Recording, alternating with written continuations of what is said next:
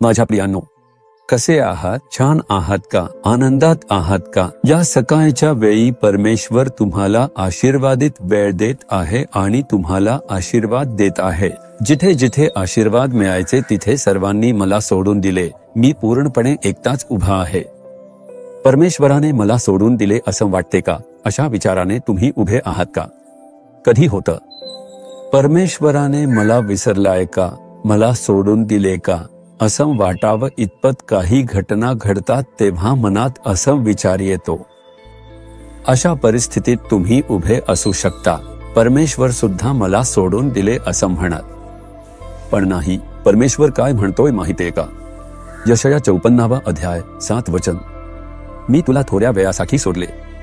सोडून दिलं हे खरे, पण किती वेळ माहितीये का? डोळा मिचकावून बघा इतकेच. डोळा मिचकावण्या इतका वेळ एवढेच. पुढे वचन पहा, परंतु मोठ्या करुणेने मी तुला एकत्र करीन. मी तुझ्यावर दया करतो. जर परमेश्वराने तुला क्षणभर सोडलं असेल तर त्यामागे काही कारण आहे. का माहितीये?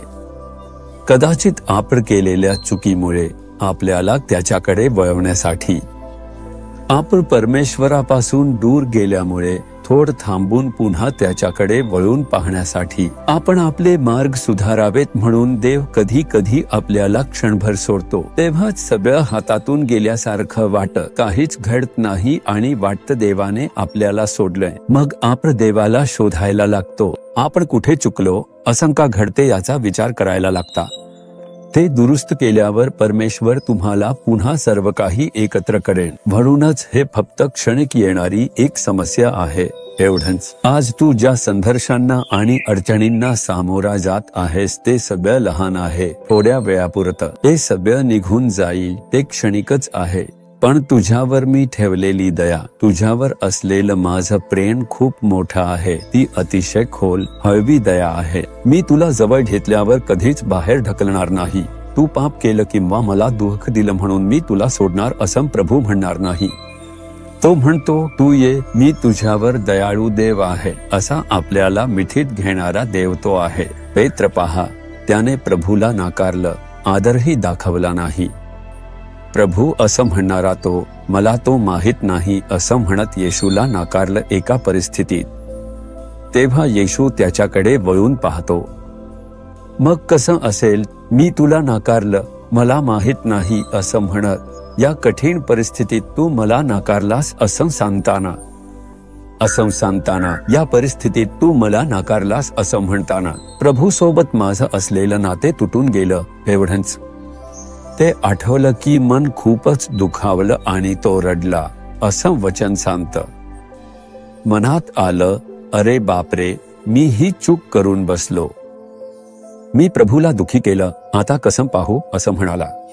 आता प्रभू मला सोडून देतील, मला शोधणार नाहीत असं त्याला वाटलं. पण येशू पेत्राला शोधून आला. विशेषतः त्याला भेटून बोलला आणि त्याच्यावर सर्व जबाबदाऱ्या दिल्या. कधी कधी असं वाटतं की प्रभू आपल्याला सोडून दिले, पण ते कधीच सोडत नाहीत.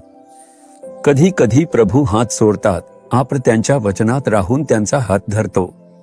इथेच जावं लागेल, असंच करावं लागेल आपण ठरवतो आणि प्रभू म्हणतात, ठीक आहे जा. सुरुवातीला सगळं छान वाटतं, पण प्रभू शिवाय आपण मनाप्रमाणे वागतो. मगच कळतं, नुकसान, गमावणं, वेदना, संकट आली की अरे बापरे, मी प्रभूचा हात सोडून दिला, त्रास झाला, प्रभूने सोडलं असं वाटलं.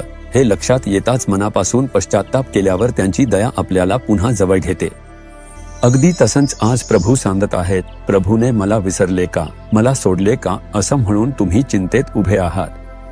तो तुमच्याशीच बोलत आहे, मी तुला कसा विसरेन, मी तुला कसा सोडून देईन. तुझ्यासाठीच तर मी क्रूसावर त्यागून दिलेला म्हणून लटकत होतो.